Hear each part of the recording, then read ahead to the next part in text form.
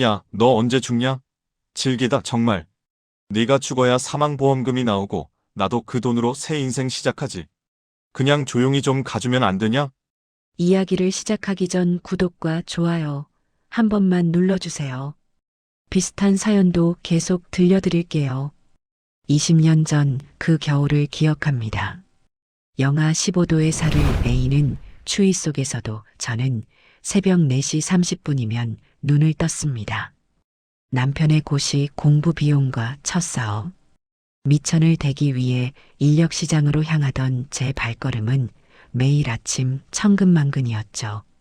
공사장 인부들 틈에서 여자라는 이유로 무시당하지 않으려 남편의 낡은 군복을 껴입고 얼굴에 검댕을 묻혔습니다.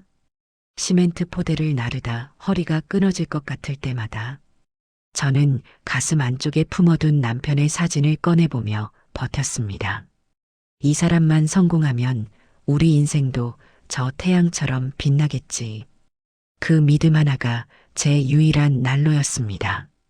거칠어진 손마디에 피가 터지고 진물이 흘러도 밤늦게 도서관에서 돌아온 남편이 제 손을 잡으며 성공하면 꼭 호강시켜주겠다던 그 약속 하나에 저는 세상을 다 가진 기분이었습니다.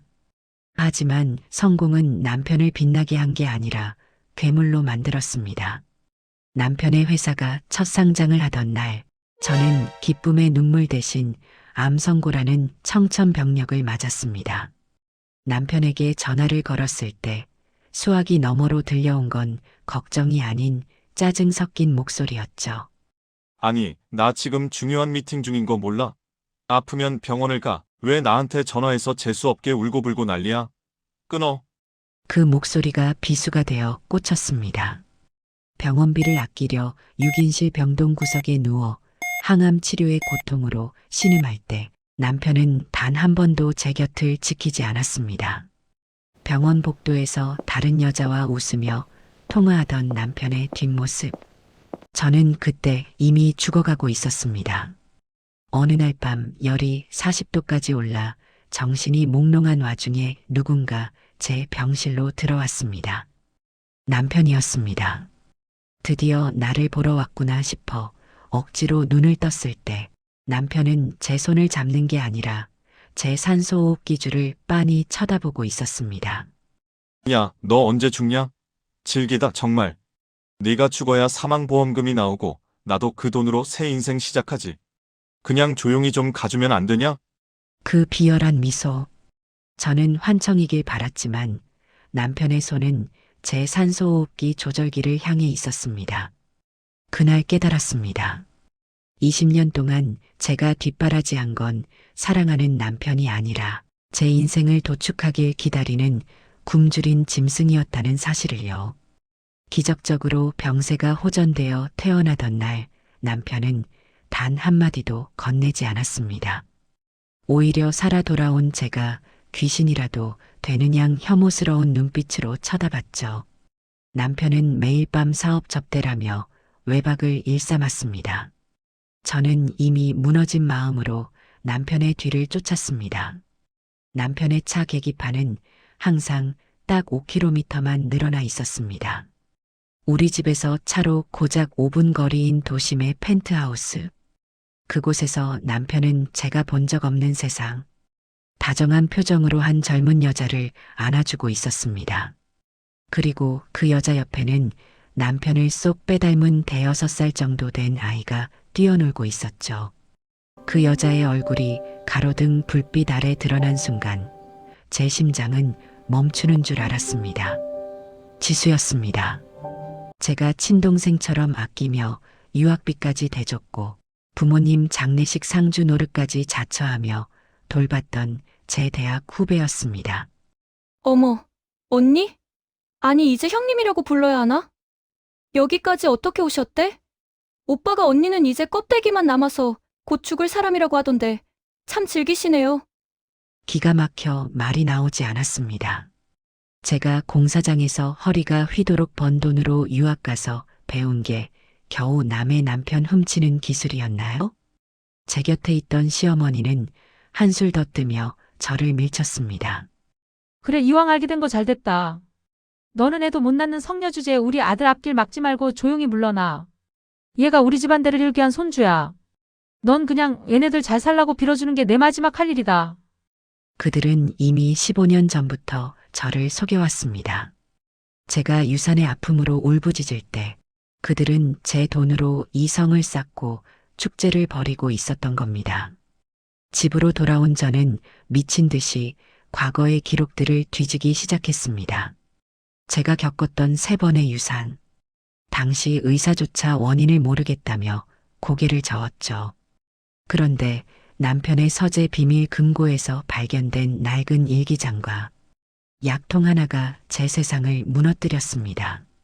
남편은 제가 임신할 때마다 지극정성으로 보약을 다려줬습니다. 여보, 이거 마셔야 아기가 튼튼해져라며 다정하게 건네던 그 약. 하지만 그 약통의 성분을 확인한 순간 저는 짐승처럼 울부짖었습니다. 그건 보약이 아니라 낙태유도 성분이 든 금지된 약물이었습니다. 남편은 제가 아이를 낳으면 사업 지분의 절반을 공동 명의로 해야 한다는 혼전계약 조항 때문에 제 뱃속의 아이들을 차례차례 도살한 것이었습니다. 미안하다, 애기야. 근데 네 엄마 지분이 너무 많아서 내가 나오면 안 되거든. 다음에 돈 없는 집에서 태어나라. 내 아이를 죽인 범인이 바로 그 아빠였다니. 저는 피눈물을 흘리며 결심했습니다. 단순히 이혼으로 끝내지 않겠다. 그들이 사랑하는 그 돈, 그 명예, 그 목숨까지 전부 갈기갈기 찢어서 지옥으로 보내주겠다고 제 죽은 아이들에게 맹세했습니다. 복수는 차갑게 식었을 때 먹어야 가장 맛있는 음식이라고 하더군요. 저는 3개월 동안 죽은 듯이 남편의 비위를 맞췄습니다. 그러면서 남편이 가장 신뢰하던 재무 이사를 포섭했습니다. 그 이사의 아픈 딸 치료비를 조용히 지원해주며 남편의 모든 비자금 내역과 탈세 증거를 손에 넣었습니다. 그리고 드디어 남편의 인생에서 가장 빛나야 할 날, 신규 상장 투자 설명의 날이 밝았습니다. 수백 명의 재력가와 기자들이 모인 자리. 남편은 단상 위에서 가족 경영의 가치를 연설하며 가증스러운 미소를 짓고 있었습니다. 그때 제가 준비한 영상이 스크린에 띄워졌습니다. 여러분, 지금 저기 서 있는 남자는 자기 아내를 죽이려 했고 자신의 지분을 위해 3명의 자식을 약으로 살해한 살인마입니다.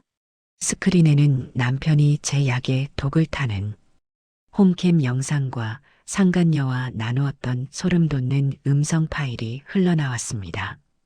행사장은 순식간에 비명소리로 가득 찼습니다. 당황해서 무대 뒤로 도망치려는 남편의 앞을 경찰들이 막아섰습니다.